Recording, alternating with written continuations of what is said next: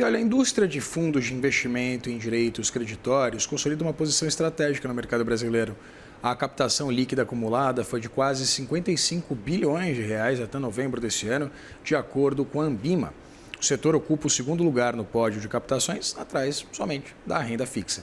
O patrimônio líquido ultrapassou 734 bilhões de reais, mostrando um crescimento de 10% no ano. Para a gente entender um pouco desse mercado, a gente conversa agora com o Fernando Perrelli, CEO da BYX, para entender sobre esse crescimento e as perspectivas para 2026. Fernando, seja muito bem-vindo e boa tarde, prazer ter você aqui. Boa tarde, Vitor. Obrigado pelo convite. Prazer estar aqui com você. O prazer é todo nosso. Fernando, eu queria começar entendendo exatamente esse ambiente regulatório que a gente tem do mercado de FDICs. A gente teve uma regulamentação, uma regularização por parte da CVM, né, em 2022. E eu queria entender se esse período de 3 anos ele foi o suficiente para que esse mercado ele se estruturasse e se profissionalizasse, virasse de fato um mercado interessante também, não só para as pessoas jurídicas, né, como era anteriormente, mas também para as pessoas físicas. Claro. Não, com o advento aí da CVM 175, né, mais aí o anexo 2, a gente teve aí um amadurecimento estrutural muito forte aí da indústria, né? Então, antes você tinha regras muito fragmentadas, né? O fundo era tratado como unidade, né? A responsabilização não estava muito clara, era muito difusa, né? E a governança também deixava a desejar, né? Então, a CVM 175 trouxe aí para o segmento, né, uma regra única, né, para os participantes, né? Os fundos divididos em classes, né? Então, e subclasses, né? Então, isso facilita bastante aí o posicionamento de cada investidor em função de cada risco que ele deseja correr.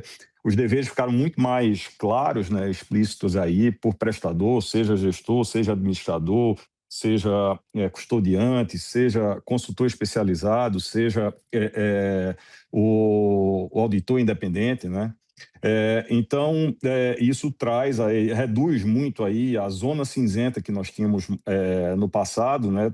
Traz realmente uma segregação muito mais clara do risco e do patrimônio e menos arbitrariedade aí contratual, né? Então, isso tudo posiciona aí os FDICs como, de fato, instrumentos relevantes no financiamento da economia real, né, Vitor?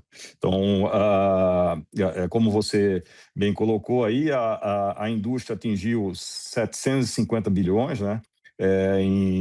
Até novembro, aí, segundo dados da Ambima, né? A gente, quando compara com a indústria americana de fundos de crédito privado, né? A gente ainda representa próximo a 10% da indústria americana, ou seja, que mostra que há um espaço grande aí para a gente evoluir. E a indústria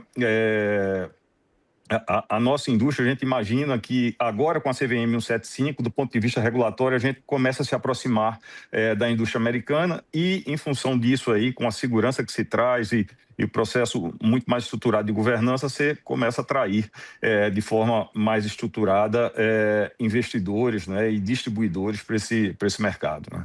Fernando, a partir desse incremento também do mercado de FDICs, eu queria entender um pouquinho sobre o mercado de crédito como um todo.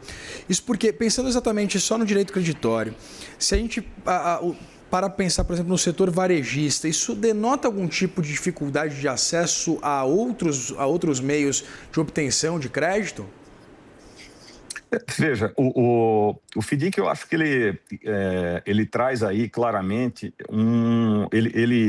ele permite um processo de desintermediação, né, do modelo atual de crédito no mercado, onde os bancos financiam, por exemplo, aí os varejistas, e nesse modelo aí, o varejista, a partir do momento que ele estrutura muito bem aqueles recebíveis dele, ele traz agentes aí que vão dar a segurança necessária para o investidor e distribuidor, ele começa a acessar mercados que são mercados mais relevantes do ponto de vista de custo e mais relevantes do ponto de vista de volumes, que aqueles mercados que ele acessava tradicionalmente, que são os mercados bancários, né? Então, assim, do ponto de vista aí das empresas, dos varejistas, não tenho a menor dúvida disso aí, que o FDIC, ele vem... assim, esse crescimento, Vitor, aí dos FDICs, ele não é, na minha opinião, não é um crescimento cíclico, tá? Ele é um crescimento estrutural. Tá? E esse crescimento estrutural vem pelo amadurecimento aí das regras regulatórias que vieram aí pelo advento da CVM 175, né? Fernando, pensando em 2026, temos uma perspectiva de uma redução na taxa de juros, dinheiro mais barato, mesmo que ainda bastante caro. Isso pode impactar de alguma forma a atratividade dos FDICs ou não?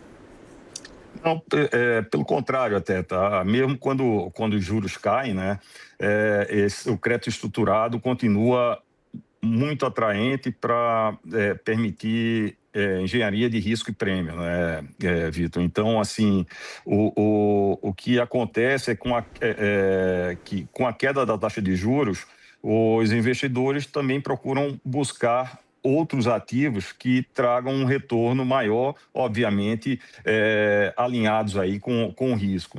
E aí é onde entra o processo do amadurecimento da indústria, né, com a CVM 175 e papéis muito bem estruturados dos participantes aí.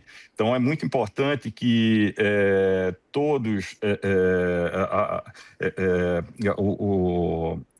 que esses FDICs tenham agentes independentes, né, que não tragam conflito aí no seu papel na estrutura do FDIC, para que com isso você consiga aí atrair os investidores. Então, assim, a partir do momento que você dá segurança para o investidor, esse ativo ele começa, do ponto de vista do investidor, a se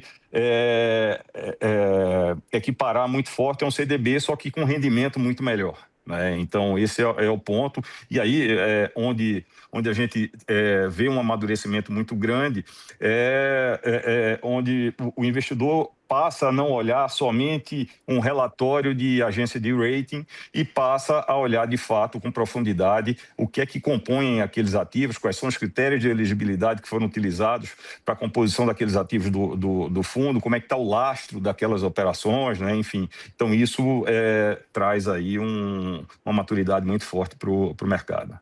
Conversei com o Fernando Perrelli, CEO da BYX. Fernando, muito obrigado pela disponibilidade de conversar com a gente nesse 31 de dezembro. É Bix, viu, Vitor? Oi? É Bix? É Bix. Oh, poxa vida, me desculpa então, me desculpa pelo lápis. Que isso.